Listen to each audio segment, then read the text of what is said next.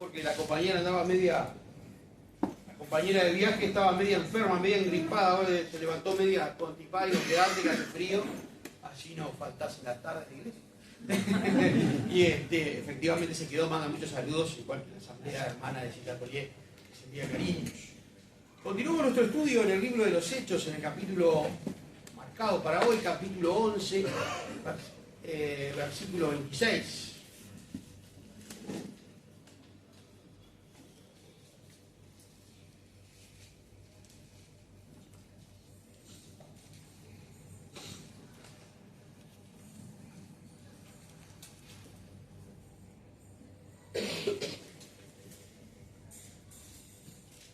Este pasaje que nos toca cubrir hoy, bueno, me habían cambiado de lugar en el relojito.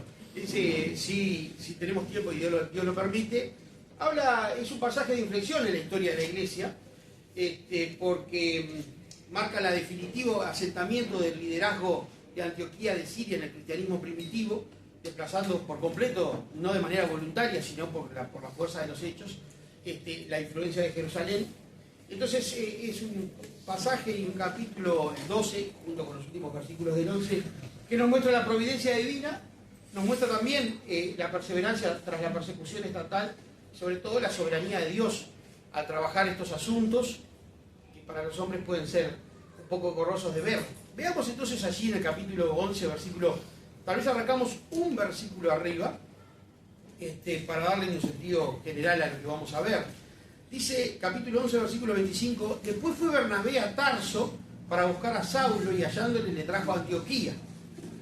Versículo 26, ahora sí. Y se congregaron allí todo un año con la iglesia y enseñaron a mucha gente y a los discípulos se les llamó cristianos por primera vez en Antioquía. En aquellos días unos profetas descendieron de Jerusalén a Antioquía y levantándose uno de ellos, llamado Ágabo, daba a entender por el Espíritu que vendría un gran hambre sobre toda la tierra habitada, la cual sucedió en tiempo de Claudio. Entonces los discípulos, cada uno conforme a lo que tenía, determinaron enviar socorro a los hermanos que habitaban en Judea, lo cual en efecto hicieron, enviándolo a los ancianos por mano de Bernabé y Saulo.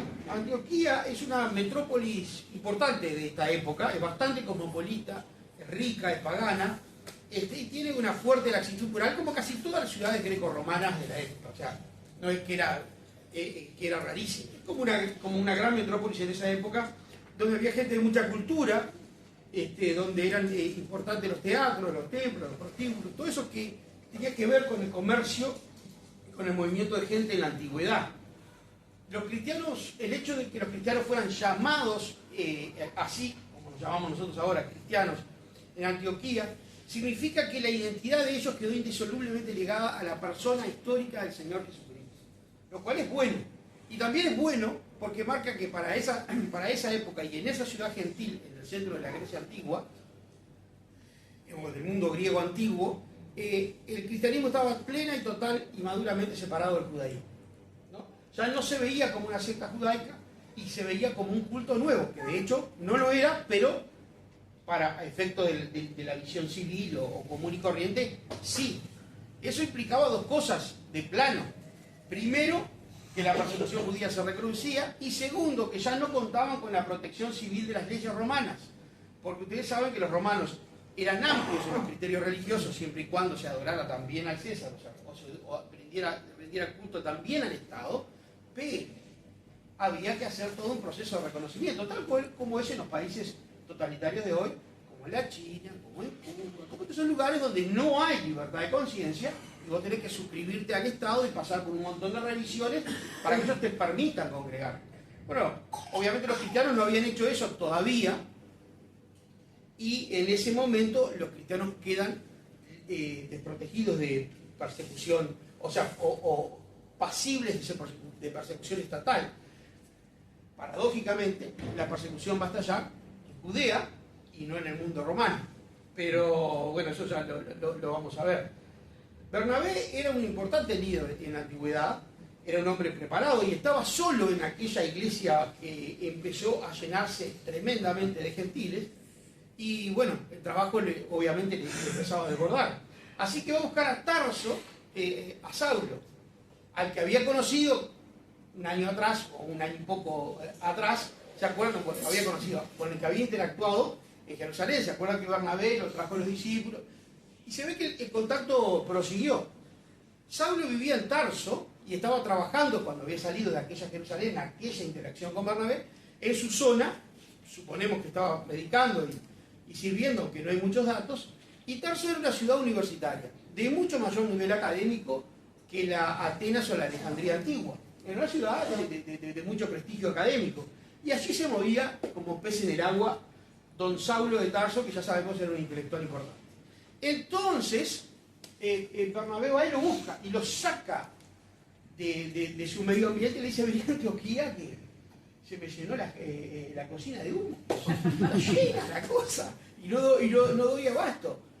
Y Pablo, que con toda probabilidad se encontraba allí, arrancó. Pero este punto de inflexión es importante porque marca la primera vez que Pablo empieza a consumar su trabajo para el que Dios lo llamó, que era ser apóstol de los gentiles. Por supuesto que Bernabé estaba notificado de ese llamado en la conversión de Saulo, y lo trae, y lo pone en posición de trabajar.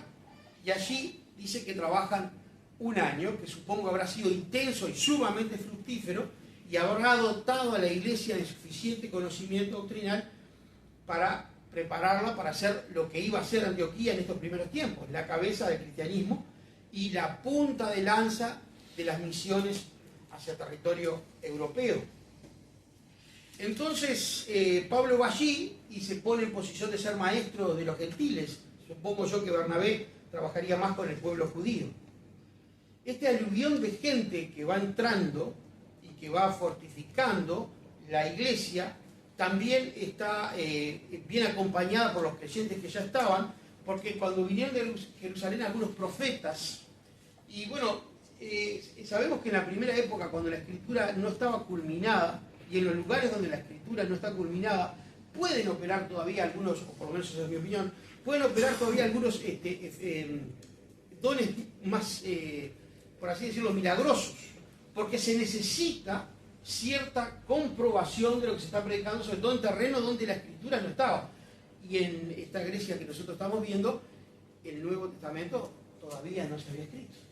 Y estaban todavía con la escritura hebrea, que es escritura y que tiene el mismo peso que el Nuevo Testamento, pero que es la mitad de la escritura. Se necesitaba completar. Y entonces, en la iglesia estaban operativos los dones de profecía, y entre ellos, entre estos profetas que vienen de Jerusalén, obviamente que los profetas, como siempre, operaban diciendo la palabra de Dios, revelando lo que Dios les revelaba, hablaban de una gran hambre que se vendría sobre todo el Imperio Romano. La historia cuenta que el hambre vino sobre todo el Imperio Romano en los tiempos de Claudio, pero que no fue, como en todas las crisis mundiales, uniforme, ¿no? Como la crisis del COVID, no fue lo mismo para los países centrales, que tenían los laboratorios que producían las vacunas ahí, que para los países periféricos, y sobre todo si los países eran periféricos y pobres. Mucho menos, las vacunas llegaban mucho menos, mucho más tarde, mucho más en cuentagotas, y por lo tanto la salud se veía más afectada. Esto es lo mismo. El hambre en todo el imperio no era lo mismo el hambre en Roma, que tal vez era un apetito de la media tarde, que en el borde del Imperio Romano, que era un hambre de viejatoras, que no comían nada. Entonces es distinta pero Judea no era el lugar más privilegiado del Imperio Romano, ni mucho menos, lo hemos dicho muchas veces, era un lugar de segundo, tercer orden, no era una cosa muy importante para los romanos en realidad, y entonces allí la cosa se puso cruda.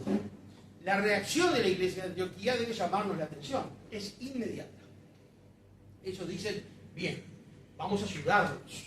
No esperan, no consideran, dicen: bueno, vamos a enviar uno de los nuestros, al que tal, así la ayudan, si comen, se vayan arreglando. No, inmediatamente se ponen a trabajar para solucionar ese tema. Vemos una profunda unidad de la iglesia y cero competencia, porque Jerusalén hasta ese momento era el centro más importante de la influencia cristiana, y ahora Antioquía está emergiendo. Ellos no están preocupados por eso, están preocupados porque sus hermanos tienen necesidad. Tampoco están preocupados porque la iglesia de Antioquía era básicamente gentil a esta altura del partido y la otra era básicamente judía. Tampoco eso les preocupa. Así que mandan juntan y mandan una importante ayuda económica, y lo mandan por mano de sus dos principales líderes. O sea que no solo mandan una gran colaboración, sino que además lo mandan en manos de sus dos más importantes líderes, lo que nos habla de la importancia que tenía para la iglesia de Antioquía ayudar a sus hermanos. Y eso nos habla de la unidad esencial que todos los cristianos tenemos, más allá de diferencias de iglesias o denominaciones. Porque cuando vemos a nuestros hermanos sufrir, sin importar la denominación, para los poderes del Estado o cualquier otra cosa que pueda suceder, nuestra reacción debe ser de solidaridad, porque nuestra solidaridad es con Cristo, ¿bien? Es el Señor de ellos y nuestro. Y eso es algo muy agradable de ver cómo los antioquianos rápidamente responden a la necesidad y envían socorro a sus hermanos. Sobre este asunto de los profetas, entonces, ellos también tomaban la palabra de Dios en serio. No es que dijeron, bueno, vienen estos extranjeros, estos profetas extranjeros, vamos a ver si los escuchamos. No, no, no, no. ¿Qué dicen? Son certificados, son aceptados por el cristianismo. Entonces, escuchamos lo que dicen y nos ponemos a trabajar. Es lindo esto de la actitud de la iglesia de Antioquía. Podemos ponerlo también en nuestra mente cuando sabemos de hermanos que deben ocultarse en China y en otros lugares, cuando sabemos que nuestros hermanos son perseguidos y asesinados en el África, cuando sabemos que en nuestro continente, en algunos países como el Ecuador y México y Colombia, también se persigue el cristianismo evangélico. Son nuestros hermanos, hablan nuestro lenguaje, están en nuestro continente y tienen necesidades. Dice el capítulo 12, versículo 1 al 4. Y en aquel tiempo el rey Herodes echó mano a algunos de la iglesia para maltratarles. Y mató a espada a Jacobo, hermano de Juan, y viendo que esto había agradado a los judíos, procedió también a prender a Pedro. Eran entonces los días de los panes sin levadura. Y habiéndole tomado preso, le puso en la cárcel, entregándole a 4 grupos de 4 soldados cada uno, para que lo custodiasen, y se proponía sacarle al pueblo después de la Pascua. Por aquel tiempo, es una frase griega que significa al mismo tiempo, pero no es una secuencia cronológica. Es como si dijera, en 1950 el presidente Valle Berres era presidente de la República. En aquel tiempo Uruguay ganó el campeonato mundial. No se sigue cronológicamente, está en aquel tiempo, ¿no? Entonces esto que vamos a leer ahora no es necesariamente continuado de lo que acabamos de leer, porque el libro de los Hechos a veces hace este tipo de pausas en el relato y cuenta algo que pasó casi al mismo tiempo o en la misma época, pero no cronológicamente seguido. Este Herodes, de que vemos aquí que había matado a Santiago, el hermano de Juan, el primer apóstol mártir, lo había decapitado. La ley en aquella época tenía este concepto. Si alguien encontrado culpable de blasfemia, según la tradición judía, se lo apedreaba. Pero si alguien era culpado de sedición, se lo mataba a espada, o sea, se lo decapitaba. Y esto fue lo que sucedió. Santiago fue acusado de sedición. Herodes Agripa era nieto de Herodes el Grande, aquel que mandó a matar a los niños a Belén cuando Jesucristo nació. Era nieto también de Mariamne, que era una hija de sacerdotes y alguien de la clase alta, que era judía. Y este Herodes Agripa tenía muy buena relación con el Sanedrín. Eran amigos los muchachos, muy amigos. De hecho, tan amigos eran que Herodes Agripa se le permitía entrar a la sección del templo o a la sinagoga y leer parte de la ley a un rey, que no era judío. Pero bueno, tenían amistades, se ve que algún interés en común también habría, supongo yo. Entonces, en este asunto, Agripa fue criado en la élite de Roma, era amigo de emperadores y de primeros ministros, y gobernaba como un rey, más o menos títere, buscando congraciarse con el liderazgo judío. Había mudado la sede diplomática del gobierno de Roma, o la sede del gobierno romano invasor, de Cesarea a Jerusalén, y vivía allí, entre los judíos. Y queriendo congraciarse, se le había ocurrido esto de iniciar una persecución de motu propio a la iglesia que había quedado más o menos tranquila después de la muerte de Esteban, y asesina al primer apóstol. Vemos que este apóstol no es repuesto. Cuando Judas se murió, o se suicidó, es repuesto por Matías, que pasa a ser el 12º apóstol. Pero en este caso, no es repuesto, porque el tiempo de Santiago para cumplir su ministerio había terminado. Así que, puesto de simpatías, y ya que la gracia le había caído simpática al Sanedrín, decide ir ahora por Pedro, que es el principal líder de la iglesia en Jerusalén, y lo pone preso. lo pone preso bajo 4 cuaternias de soldados, que son 16 soldados. Lo que equivale a ser una prisión de máxima seguridad de la época moderna, ¿no? 16 soldados para cuidar a un solo hombre. 16 soldados que además estaban, como ya veremos en el momento de la liberación, en condiciones muy especiales y era prácticamente nula, a no ser por un milagro, y porque Dios puede hacerlo cuando quiere, y nosotros creemos efectivamente que esto sucedió así, era nula la posibilidad que Pedro tenía de escapar. La idea era que los panes sin levaduras y la Pascua, ¿se acuerdan? Que según el calendario judío se pegaban una a la otra, continuaban, y estaban celebrando los panes sin levaduras, pero enseguida venía la Pascua. Y ellos eran muy puntillosos, no iban a matar a alguien el día de la Pascua, de ninguna manera. No, vamos a esperar para derramar sangre inocente después que pase la Pascua, porque nosotros eso si no nos gusta ser desagradable con la ley. Entonces, ahí estaba Pedro esperando en el patíbulo, definitivamente, su tiempo para que lo decapitaran. Porque ¿cuál sería la acusación? Sedición. Claramente. Y se ve que mientras se restregaba las manos el Sanedrín, que ya no sé cómo hacía, porque ya tendría que tener toda pegoteada de sangre, se estaban restregando la mano, y Agripa estaba muy contento, sucede alguna otra cosa. Agripa fue un hombre realmente complicado para el cristianismo moderno, porque era un hombre muy influyente. A diferencia de Poncio Pilato, que era un funcionario de alto rango, pero que no tenía una gran llegada a Roma, Agripa estaba muy bien relacionado. Y que Agripa le cayeras desagradable, significaba que tenías todo el aparato grande de Roma detrás tuyo. No era buena la cosa.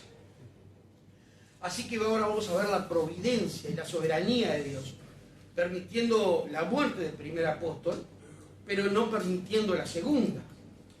Vamos a ver cada sí el versículo 5 y 11 que se pone realmente muy interesante. Dice, así que Pedro estaba custodiado en la cárcel, pero la iglesia hacía sin cesar oración a Dios por él. El poder terrenal y el poder espiritual, una vez más, en frente a frente. Cuando Herodes le iba a sacar, aquella misma noche estaba Pedro, la noche antes de que se fuera a ejecutar a Pedro, porque no crean que esto era para que tuviera un juicio justo ni nada que se le parezca. Estaba Pedro durmiendo entre 2 soldados, sujetos con 2 cadenas, y los guardias delante de la puerta custodiaban la cárcel. Y aquí que se presentó un ángel del Señor, y una luz resplandeció en la cárcel, y tocando a Pedro, el griego dice golpeando a Pedro. O sea que le tuvo que golpear para despertarlo, el hombre estaba tranquilamente durmiendo. Yo no puedo creerlo, yo no sé cómo estaría, creo que estaría al borde de un ataque de nervios, está tranquilo, viendo ahí, lo tiene que golpear el ángel, acá dice tocando, pero en realidad golpeando, al costado le despertó, diciendo, levántate pronto, pronto, y las cadenas se le cayeron de las manos, y le dijo el ángel, cíñete y átate las sandalias, y lo hizo así, y le dijo, envuélvete en tu manto y sígueme, o sea que el tipo estaba prácticamente de remera durmiendo, ¿no? Se está vistiendo. Y saliendo le seguía. Pero no sabía que era verdad lo que hacía el ángel, sino que pensaba que veía una visión. Se ve que Pedro es como yo cuando se despierta medio dormido. No sabe si es verdad o mentira. No sabe si está pasando o no está pasando.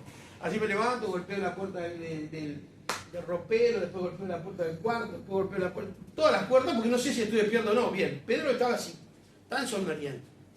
Y habiendo pasado la primera y la segunda guardia, llegaron a la puerta de hierro que daba a la ciudad, la cual se les abrió por sí misma, y salidos pasaron a una calle y luego el ángel se apartó de él. Entonces Pedro, volviendo en sí, dijo, ahora entiendo verdaderamente que el Señor ha enviado su ángel y me ha librado de la mano de Herodes y de todo el pueblo de los judíos. Esperaba. Cuando está en medio de la calle, en el frío, vestido, y el ángel se va y dice, opa, esto no es un sueño. Evidentemente estoy acá. Los cuaternios no operaban nunca solos, operaban de a 2.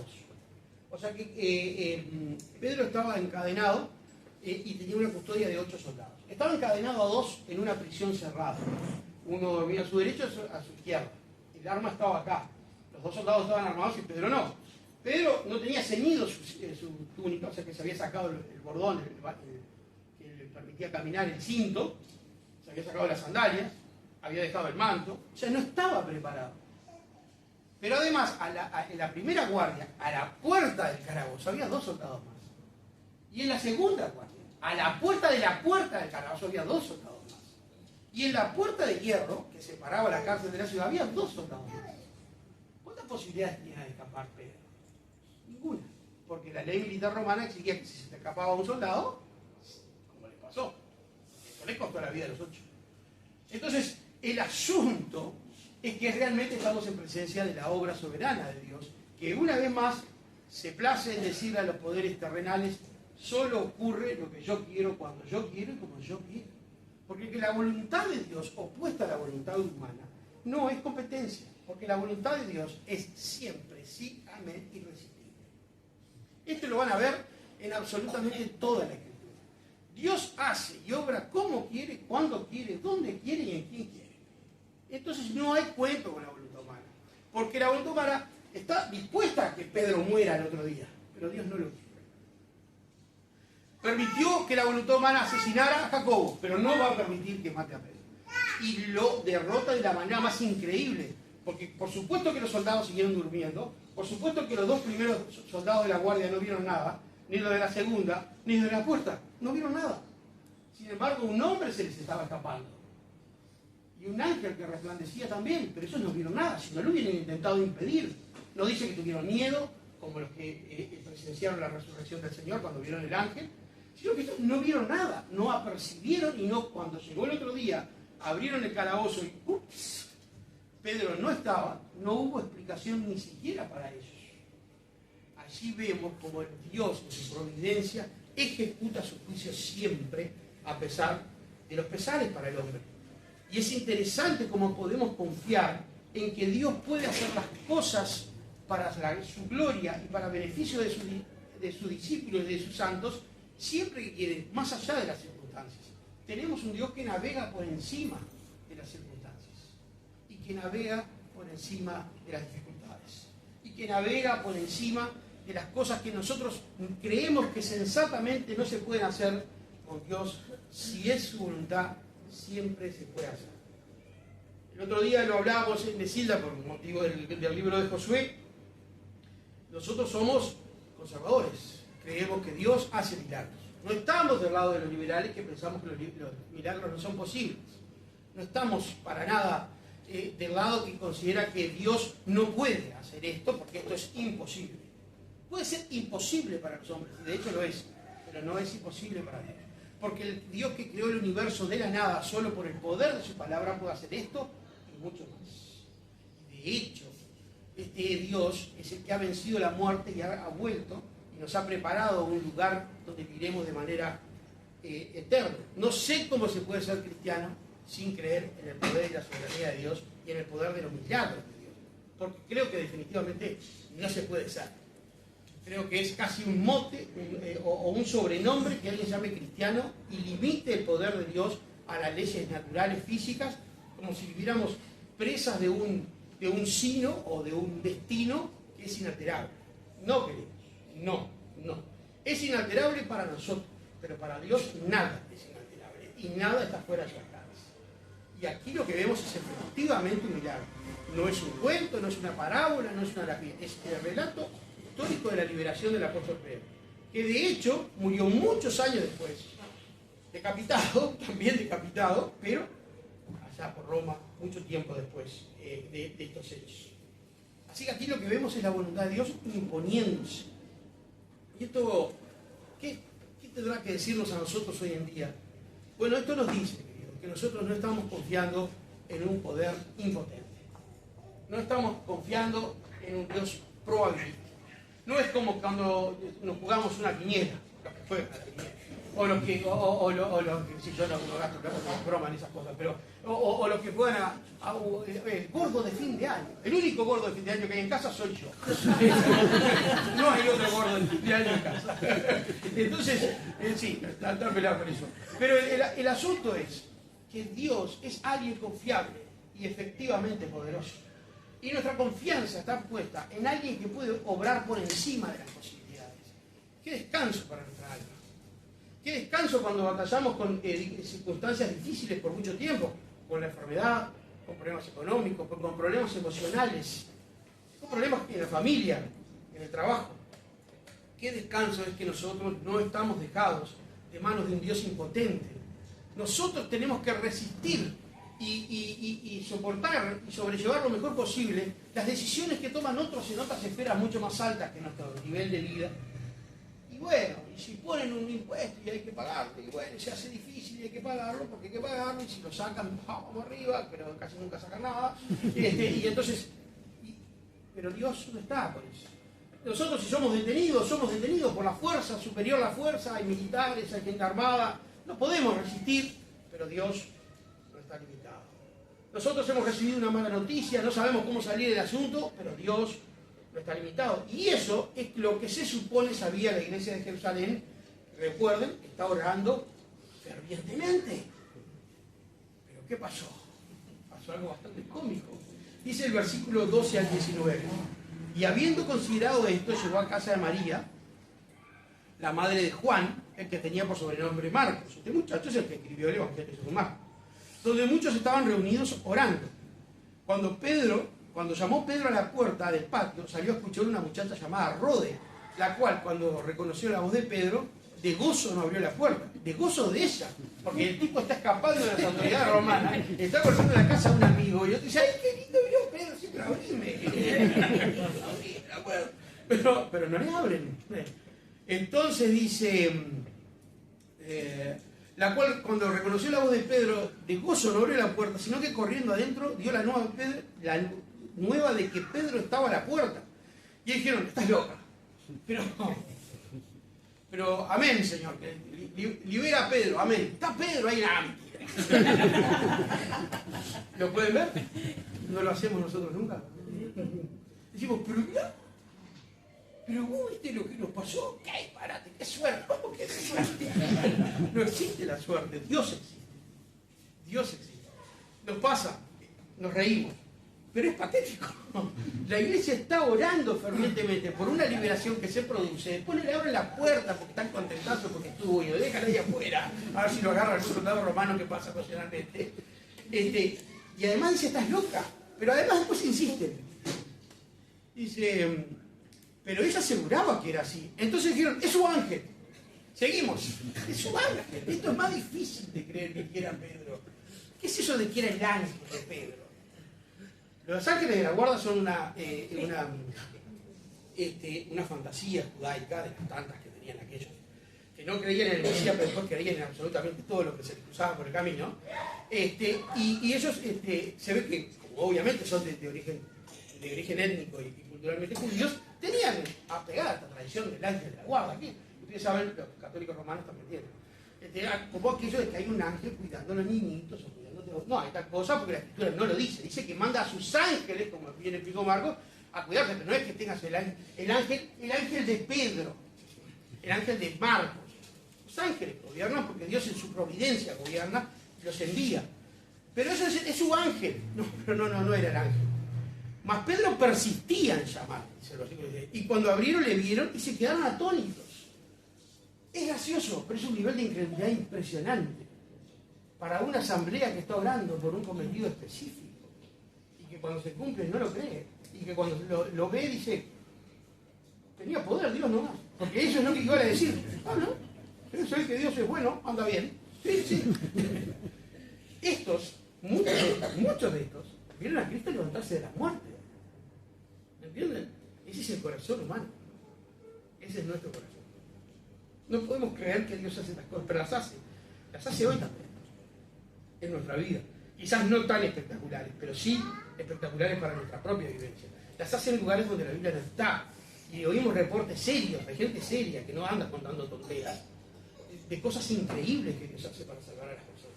Hoy, creámosle a Dios. Creámosle. Yo me lo digo a mí mismo, pero creíle a Dios. Porque una cosa es creer en Dios, como dijo Arthur Pink, y otra cosa es creerle a Dios. Bueno, acá hay que creerle a Dios. Pero él, haciéndoles con la mano señal de que se callasen, porque se ve que el alboroto ya era fiesta, les contó cómo el Señor lo había sacado de la cárcel, lo cual ya les debe haber parecido alucinante, como nos parece a nosotros cuando consideramos las circunstancias por las que atravesó, y dijo, haced saber esto a Jacobo y a sus hermanos. Lo que Pedro está haciendo, además de contar y de compartir y de estar a instantes de pasar a la clandestinidad, porque es lo que va a hacer, pasar a la clandestinidad, es nombrar sucesor. Este Jacobo no es de los discípulos. Este Jacobo es el medio hermano de Jesús, el que escribió la epístola de Santiago. Este Jacobo es el que no creía en el Señor hasta que le vio resucitado, y que fue líder importante y verdaderamente una columna de la iglesia primitiva en Jerusalén. Este es el líder con el que va a hablar Pablo y otros cuando se reúne el primer concilio cristiano en Hechos 15. Este es Jacobo. Y Pedro lo acaba de nombrar sucesor, porque él dice: hacer esto saber a Jacobo y a los hermanos, o sea, al presbítero y a los presbíteros, al anciano y a los ancianos. Y salió y se fue a otro lugar, obviamente desconocido, de paradero desconocido. En Hechos 15 lo vamos a ver otra vez en Jerusalén, porque él va y venía, y a partir de ahí pasó a ser un predicador itinerante, como la historia nos cuenta, como la Biblia también refleja, que andaba con su esposa para todos lados. Luego luego que fue de día, hubo no poco alboroto entre los soldados sobre qué había sido de Pedro. Mas Herodes, habiéndole buscado sin hallarle, después de interrogar a los guardias, ordenó llevarlos a la muerte. Se murieron los 8. Después descendió de Judea a Cesarea y se quedó allí. Es tremendo. La experiencia, analicemos la experiencia espiritual de los soldados. Ellos están formando parte del poder más importante del mundo en su momento. No hay casi oposición a la voluntad, muchas veces alucinadas del César, porque ellos supieron tener buenos gobernantes, pero también tuvieron cada loco, que tenían un poder increíble, que mataban o daban vida solo con sus palabras, solo con sus deseos, solo con su capricho, sin ley, una cosa tremenda. Y estos son parte de ese poder. Y como todo, sienten cierta seguridad de ser parte de ese poder, pero se enfrentan a otro poder. Y cuando ese poder al que ellos representan los cuestiona, les dice: ¿dónde está Pedro? Ellos no saben. Y los ejecuta. Jamás Dios hace eso con sus hijos, para que vean cómo paga una y otra fidelidad. Dios puede disciplinarte, Dios puede castigarte si te pones un poquito pícaro de más, pero Dios nunca te descarta, ni te asesina, ni te desprecia. Herodes le preguntó: muchachos, ¿Pedro? Oh, no sabemos, notable, busquen a Pedro, no se encuentra el señor Pedro, maten a estos. Los tuvo por traidores, y no eran traidores. Habían sido enfrentados a unas circunstancias que no podían explicar y que no presenciaron porque estaban dormidos. Y que los otros, estando despiertos en las puertas, no vieron. Sin embargo, el poder al que representaban y por el que ponían sus vidas, los asesinó. Dios, siendo nosotros traidores, nos ha dado vida. Nos mantiene con vida y nos mantendrá con vida por la eternidad junto a Él.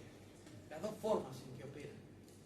¿A quién vas a salir? ¿A la oscuridad o a la luz? Porque operan distintos, porque son distintos, porque no es lo mismo. Uno teniendo todo el poder para destruirte, toda la justicia, elige la misericordia. Y otro teniendo algo de poder delegado, que puede ser mucho en algún momento, como en este caso, simplemente te destruye si no tiene de vos lo que quiere en el momento que lo quiere y como lo quiere. Punto. Punto. Aunque vos jurés que sos inocente. Y acá recibís misericordia si te arrepentís, aunque seas netamente culpable. ¿A cuál vas a salir? ¿Cuál de estos poderes se lleva a tu corazón? Hay que elegir con cuidado y con sobriedad. Porque estos soldados que tenían su corazón en Roma, recibieron de Roma lo que no merecían. Y de la misma manera, Pedro recibió del Señor lo que no merecía. Aquel negador serial, porque 3 veces es una serie, aquel negador serial recibió misericordia mucho más de una vez. Por supuesto que él lo sabe. Así que Herodes se molestó bastante con este asunto, se debe haber sentido avergonzado, sus amigos cool del Sanedrín lo deben haber mirado como diciendo que sos un incompetente, te escapa de las manos. No. Recuerden ustedes que cuando esto comenzó en el capítulo 5, los apóstoles fueron todos detenidos, ¿se acuerdan? Se fueron liberados. ahora compartían la vergüenza. Tanto el Sanedrín como Agripa se les escapaban presos sin saber cómo sucedió.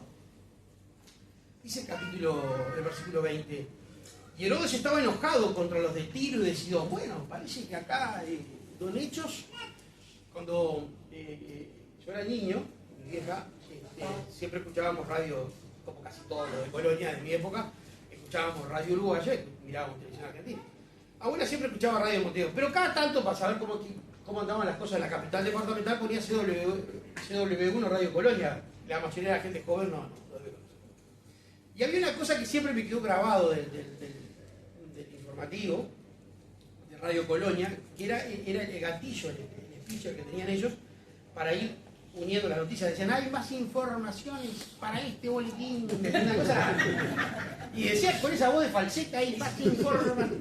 No, y siempre me quedó en la mente de niño, y yo decía, ¿por qué no hay más informaciones? No, hay más. Bueno, hay más informaciones para este boletín. Y esto que parece que es una digresión, que es un cambio de tema, no lo es, porque va a mostrar al esplendor de Agripa, a la altura de Agripa, al nivel más alto de Agripa, para matarlo de la manera más vergonzosa, para tirarlo a tierra de una manera que sobrecoge. Cuando nosotros vemos los reportes y las especulaciones médicas de cómo murió este hombre, después de 5 días de que se lo comieron los gusanos por dentro en vida, es sobrecogedor. Pero ahora permite que el orgullo lo eleve hasta arriba, y de arriba el juicio divino, porque nuestro Dios es fuego consumidor. Cuidadito con hacerse el enemigo, porque es misericordia al contrito, al arrepentido, al que le busca, pero es soberbio, la cosa se complica. Versículo 20. Y Herodes estaba enojado contra los de Tiro y los de Sidón, pero ellos vinieron de acuerdo ante él y sobornando a Blasto, nada nuevo en este boletín, que era un camarero mayor del rey, y pedían paz porque su territorio era abastecido por el rey. ¿Qué pasaba? Tiro y Sidón, fenicias, puertos fenicios. Eran porteños fenicios, del moderno Líbano. Siglos negociando por el trigo y por los granos de Jerusalén, ¿no? Intercambiaban. Por alguna razón que no se nos explica, Agripa se había enojado con ellos y le había restringido el comercio de grano. Entonces los del moderno Líbano, los fenicios de aquella época, se complicaba. Había que traerlo hacia el mar y eso era muchísimo más caro. Así que hablaron con uno de los importantes del rey y le dijeron, che, ¿cuánto nos cuesta que el rey nos escuche? ¿Cuánto nos cuesta? Se ve que alguna plata costó y encontraron esto. Y entonces Blasto le da el bueno, don Agripa, cálmese, vamos a negociar con los muchachos del Fenicio, vamos a dejar que ellos compren el grado judío, lo demás. Entonces el día señalado, Herodes, vestido de ropas reales, exactamente se vistió con una ropa resplandeciente, plateada, que además tenía hilos de plata, hilos metálicos de plata. Imaginen el peso y el dinero que daba esa ropa, que al brillo natural del sol resplandecía. Aquello era una pompa bien buena, ¿eh? Y el día señalado, Herodes, vestido con ropas reales, se sentó en el tribunal y les arengó. Se ve que se mandó su discursito de investidura. Y el pueblo aclamaba gritando, voz de Dios y no de hombre. Herodes Agripa, recapitulemos, era amigo del Sanedrín. Conocía bien el Antiguo Testamento, por lo que dice la tradición, y leía las escrituras en las sinagogas. Y permitió que le llamaran Dios. ¿Qué pasó? Al momento, el término griego implica así, ¿no? Al momento, un ángel del Señor le hirió por cuanto no dio gloria a Dios y expiró comido de gusanos. 5 días después de una absoluta agonía dolorosa, el cuerpo hiede, se desintegra, sangra, estás atribulado sin ninguna medicina que te calme, es un animalito blanquito, chiquitito así, te está morfando por dentro. Este era Dios. Dios no soporta a los que lo desafían en la gloria. Este estaba persiguiendo a la iglesia de Dios, matando a sus discípulos del Dios vivo y verdadero, y encima se puso a la altura de Dios. El juicio es sumario, es tremendo. Y nosotros somos creyentes. Esto no termina con la muerte, empieza con la muerte. Porque Agripa no fue al cielo. No hay nada desde un punto de vista bíblico que nos permita pensar eso. ¿Dónde está ahora hace 2000 años? Esto es Dios. No hay que jugar con Dios. No hay que desafiar a Dios. No, de ninguna manera, nunca nos pongamos de ese lado. Ni de broma. De ese lado no. Cuando los apóstoles, Bernabé y Pablo, van a hacer milagros en las ciudades, y son por los licaonios confundidos con dioses paganos, los tipos llegan a rasgarse las vestiduras para decir, no, nosotros no somos dioses, nosotros somos solamente predicadores. ¿Por qué se rasgan las vestiduras? Por miedo. Por miedo, porque ellos saben lo que significa suplantar a Dios. No Dios lo va a tomar a mal porque no es la intención, pero ni siquiera hay que permitirlo. Mucho mejor es que te eleve el Señor en silencio a que te eleve demasiado la boca de otro, porque cuando la boca de otro te eleva demasiado, si lo haces de corazón sincero, Dios no lo va a tomar a mal. Pero dejemos la preeminencia siempre a Él. Acá vemos a Herodes Agripa decidiendo sobre la vida y la muerte de Jacobo, tratando de decidir sobre Pedro, pero un poco incapacitado de hacerlo. Decidiendo sobre la vida de 8 soldados que tenían 8 familias, seguramente tenían hijos y mujeres, que quedaron viudas y huérfanos, y retirándose ofendido de Jerusalén a Cesarea, y luego vistiéndose de ropa costosísima, que debía costar muchísimo dinero, y permitiendo que le arenguen como si fuera Dios, porque está dando un discursete político seguramente de poca monta. Y Dios dice, bueno, basta de esta soberbia tonta. Ahora a tu lugar. El Señor es bueno, el Señor es clemente, el Señor es paciente, el Señor es misericordioso, pero el Señor es el Señor. Y a otro no dará su gloria. A otro no dará su gloria. Nunca, jamás estemos asociados con gente que trata de actuar de la gloria de Dios. De ninguna manera. Dice que mientras moría este sujeto justamente ajusticiado por Dios, de la manera más horrible y no deseable para nadie, sin embargo el versículo 24 dice, pero la palabra del Señor crecía y se multiplicaba. Opa, lo que estábamos intentando impedir se está produciendo igual.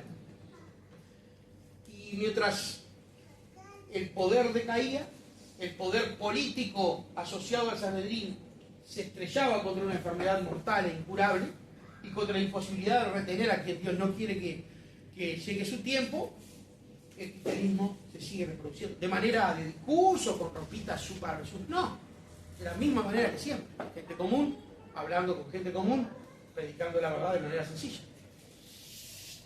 Esparciendo de manera irresistible el Evangelio del Reino por todo el mundo romano.